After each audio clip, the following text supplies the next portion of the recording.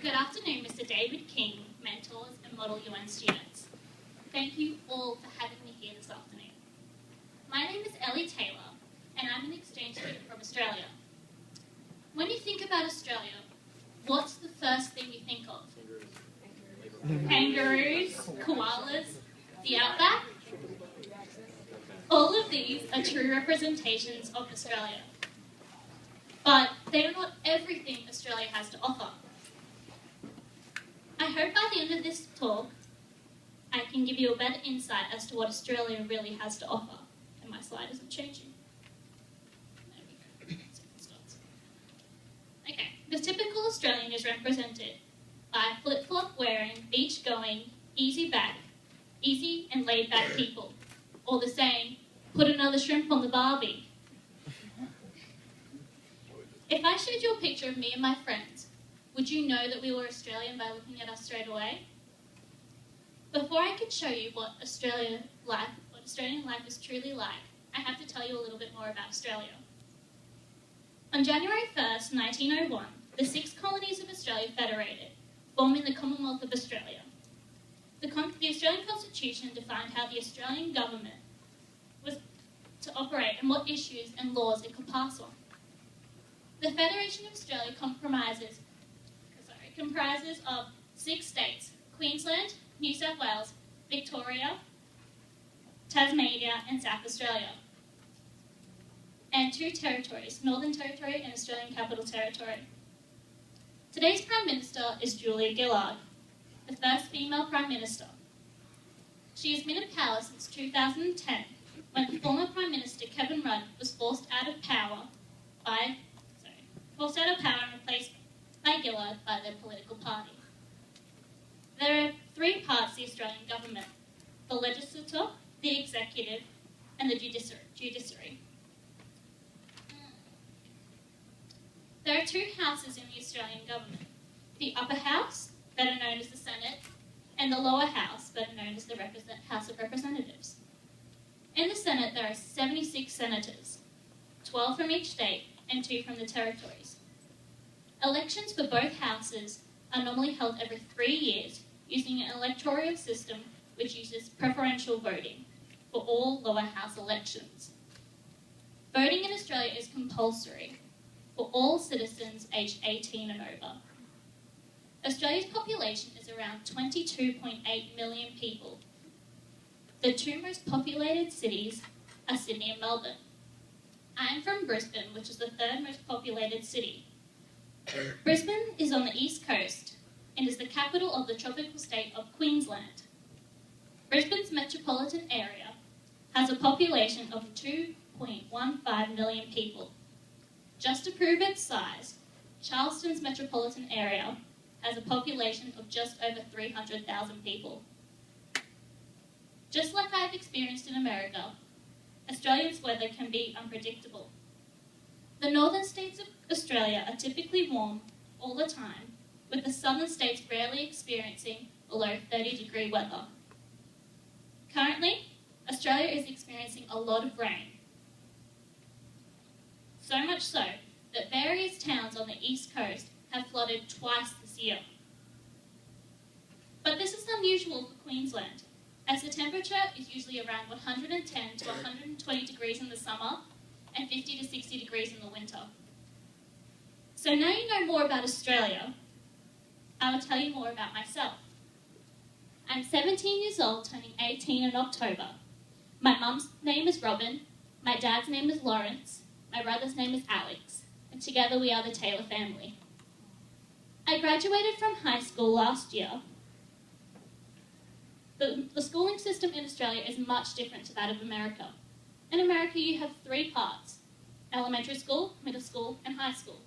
But in Australia, we only have 2 parts: high school and primary school. So primary school runs from prep, which is kindergarten, to grade 7, and high school runs from grade 8 to 12.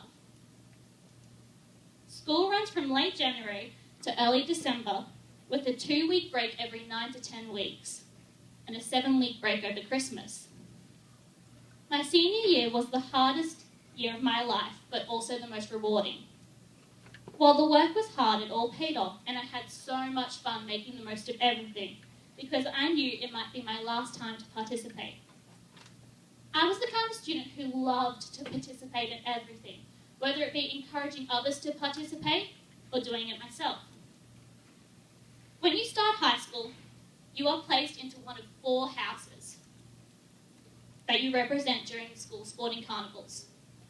The houses of the school verse each other in sporting events including swimming carnivals, athletics carnivals, and cross country.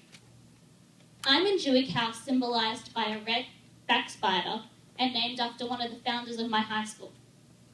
At the end of each year, the house with the most amount of points wins the Father O'Connell Shield and bragging rights for the next year. Jewick House won the Father O'Connell Shield last year and in 2011, and I hope that they can win it again. Another big event in my senior year was the formal, which is like prom for you guys, but only the seniors can go to it. It was one of the best nights of my life, especially considering my friends and I hired a stretch Hummer to take us to the venue. We spent all night dancing and having fun before we continued the celebration with the grade party that went into the early hours of the morning. The process of becoming eligible for college is much different in Australia compared to America. In Australia, we don't have to do a year of certain classes like you guys do. Instead, each class is worth a certain amount of points, and to graduate and get into college, you have to have 20 points. All students must pass English and have at least 1 semester of maths in their senior year. Each course in college has a certain OP eligibility. An OP is a number between 1 and 25, 1 being the highest, 25 being the lowest, that a student must get to get into the course. To get your OP score, every student in the state of Queensland must sit a test over 2 days. It has 2 multiple choice, 1 short response, and 1 essay question.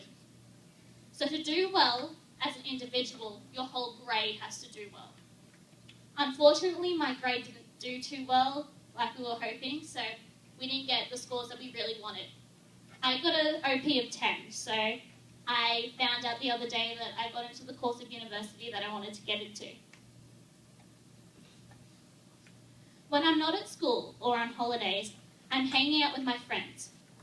We love to shop and go to the beach, but as most of us have pools in our backyard, we really get to go to the beach. When we do go to the beach, we have to wear a lot of sunscreen because of the high UV factor. In Australia, it only takes 3 minutes to get sunburnt. So the Queensland government has this program called Slip, Slop, Slap. Slip on some sunscreen, slap on a hat, slip on a t-shirt. Queensland has the highest rate of skin cancer in Australia, so we are all told to put on sunscreen. But sometimes I don't put on sunscreen and it's really bad. Mm-hmm. Like bright red for like a week. It's so painful. So, unlike America, Australia's youth don't really get to go to summer camps. Instead, we go camping, go to theme parks, go to the beach, go to the shopping centre, which is called the mall over here, and we have family barbecues. January 26th is a very important date over the summer because it's Australia Day, which is the Australian version of 4th of July. On this day, everyone in Australia has the day off, as many families go to the beach and have a family barbecue. Another important holiday is Christmas, but unlike Christmas in America, Australian Christmas is in the summer, so it's very hot. Instead of building snowmen, we build sandcastles and go to the beach.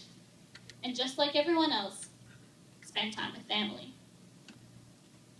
Even though I've only been in America for 2 months, I've had the most amazing time.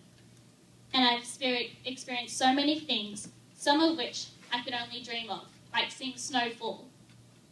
I have a wonderful host family, Mark, Amy, Jeremiah, and Caroline Weintraub, who are all so welcoming and loving.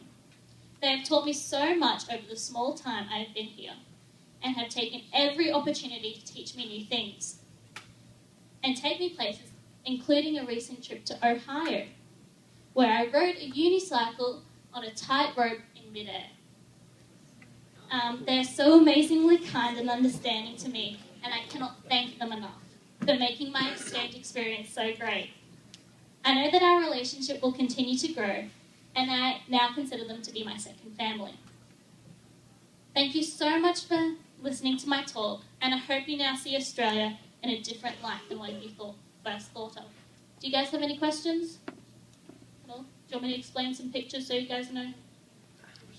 So this was on the day of my graduation. We all wear school uniforms, so everyone in my grade went to a place called Gardener's Falls, which is like a rock fall kind of thing, and we all jumped in our school uniforms. That's my friends, and that was on our last school lunch ever. School lunches in Australia are different. The whole school goes on lunch at the same time, and we have 2 lunches a day. First lunch